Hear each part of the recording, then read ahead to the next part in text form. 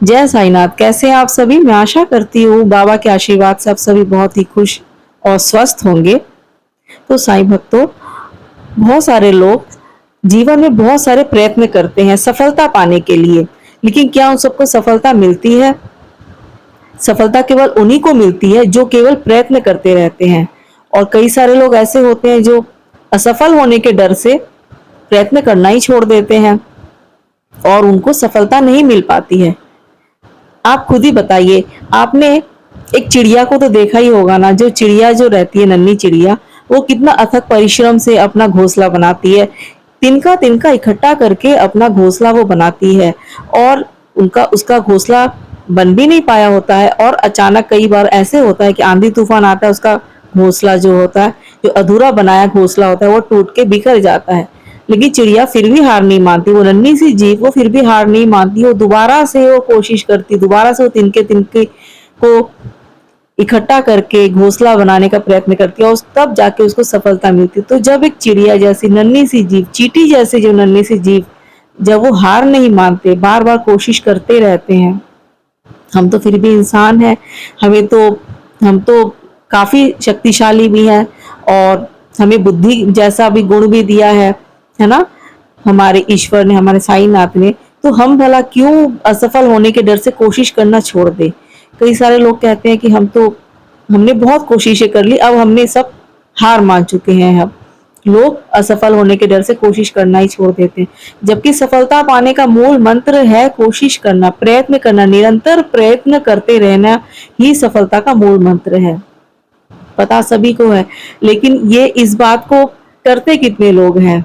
कितने इस बात को जो है प्रैक्टिकली अपनी लाइफ में अपनाते हैं? एक बार बताइए, आपने कई सारे ऐसे लोगों को देखा होगा ना, जिनको बिना प्रयत्न के भाग्य से काफी कुछ मिला हुआ रहता है। उन्होंने उनके पास जो भी कुछ होता है, उनके पास जो है बचपन से शुरू से होता है, संपन्न परिवार में उनका जन्म हुआ होता है और सब कुछ मिला होता है, धन दौलत ऐशो आराम, गाड़ी बंगला सब कुछ होता है, पूरा व्यापार होता है, पूरा सेटअप होता है। तो उन्हें देखने में लगता है कि अरे उनको तो सब कुछ है ना। आपने कई सारे ऐसे देखे होंगे, कई सारे ऐसे परिवार हैं कि उनको बिल्कुल पूरी तरह से संपन्न होते, भाग्य से, जिसे आप कहते हैं भाग्य से मिला हुआ है, चांदी के चम्मच लेके ही पैदा हुआ है ना। तो एक बात, लेकिन इतना होने के बाद भी जो हमको भाग्य से मिला हुआ रहता है, उसको भी संजो कर और संभाल कर रखने के लिए भी परिश्रम करना पड़ता है, क्योंकि मेहनत का तो कोई विकल्प ही नहीं है, हार्डवर्क का कोई शॉर्टकट है ही नहीं।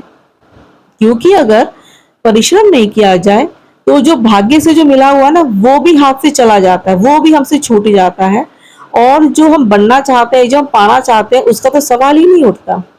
इसीलिए भाग्य से जो मिला उसको संजो कर रखने के लिए भी हार्ड वर्क, कड़ी मेहनत करना बहुत ही ज्यादा जरूरी है। वो कहते हैं ना कि बाद में आंसू बहाने से अच्छा है कि पसीना, मेहनत करके पसीना बहा लिया जाए, है ना।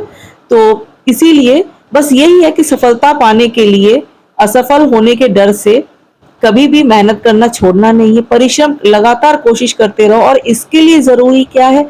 एक अनुशासित जीवन, एक हमें पूरा अनुशासन से भरा हुआ जीवन शैली को अपनाना चाहिए।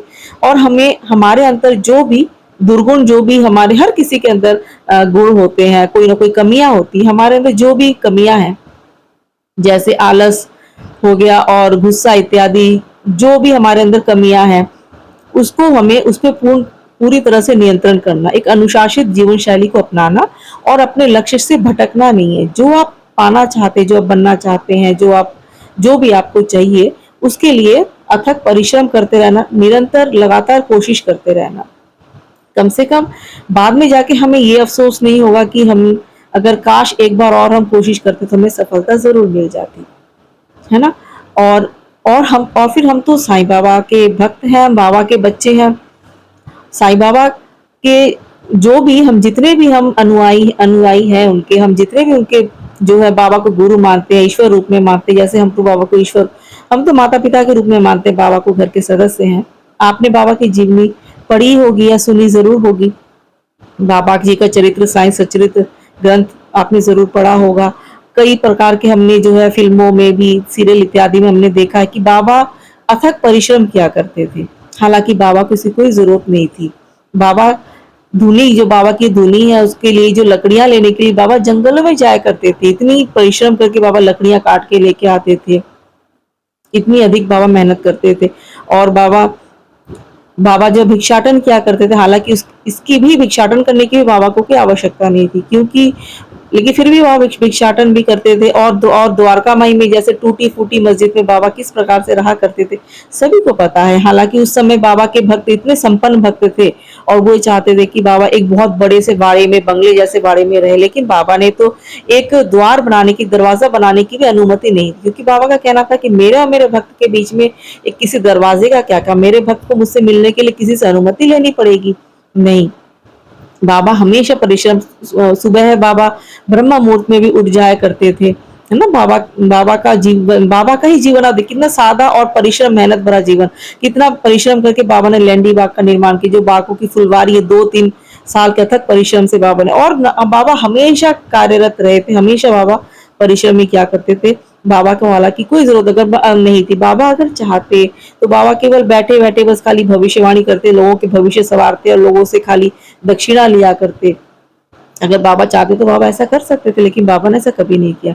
बाबा यदि दक्षिणा लेते थे तो उन्हीं से लेते थे जिनके कर्म में कुछ जो है प्रारब्ध जो रहता था, उसको कर्म बंधन काटने के लिए ही, इच्छा से ही बाबा दक्षिणा लेते थे। और वो भी बाबा किसी जरूरतमंद को दान कर दिया करते थे। बाबा जब सोया करते थे तो बाबा बिल्कुल खाली जेब में ही सोया करते थे, साथ में कोई भी कुछ भी रख के बाबा नहीं बाबा सोते थे, है ना। फिर से सुबह उठ के बाबा फिर से बाबा कभी भिक्षाटन, क्योंकि जब ईश्वर जब इस धरती पे जब आते हैं ना मनुष्य रूप में, वो भी पूर्ण रूप से परिश्रम करते। चाहे आप भगवान श्री कृष्ण को देखिए, भगवान श्री रामचंद्र जी को देखिए, सबने परिश्रम किया। हम तो फिर भी मनुष्य हैं, तो हमें तो उनको आदर्श मान के हमें अपना जीवन वैसे ही, उसी प्रकार से अपनी हमें वैसे जीवन शैली अपनानी चाहिए, है ना। तो बस यही था, कुछ इस प्रकार की कुछ बातें होती हैं जो मन में आती रहती हैं, मन में आ जाती है, और मन में तो साईं बसते हैं, तो ऐसा लगता है कि बाबा ही शायद कुछ कहना चाहते हैं। और बस मुझे लगता है कि बाबा ही कुछ ना कुछ संदेश इस प्रकार से देना चाहते हैं, हम बस माध्यम हैं। और इतना अच्छा परिवार जो है आपने, जो साईं बाबा की वजह से जो मिला है हमें, साईं परिवार जो है, आप लोग जो है कुछ से कुछ बात करने की इच्छा होती है, जो कि बाबा का संदेश भी है, और कुछ जो है बाबा के विषय में कुछ बातचीत हो जाती है, तो बहुत अच्छा लगता है। तो आप लोग इस तरह से साथ बने रहिए। कई प्रकार के ऐसे मैसेजेस आते हैं ना, तो उसी प्रकार से जो है मन में इस प्रकार की जो बात आ जाती है कि लगता है कि चलो, ऐसा लगता है कि बाबा ही कुछ कहना चाहते हैं शायद हमारे माध्यम से। और इतना अच्छा परिवार साईं बाबा की वजह से हमें मिला है, तो बहुत अच्छा लगा। चलिए, जय साईनाथ। साईनाथ का जयकारा लगाते हुए वीडियो को हम अभी यहीं पे विराम देते हैं। मिलती हूँ आपसे अगले वीडियो में। जय साई राम, जय साई राम।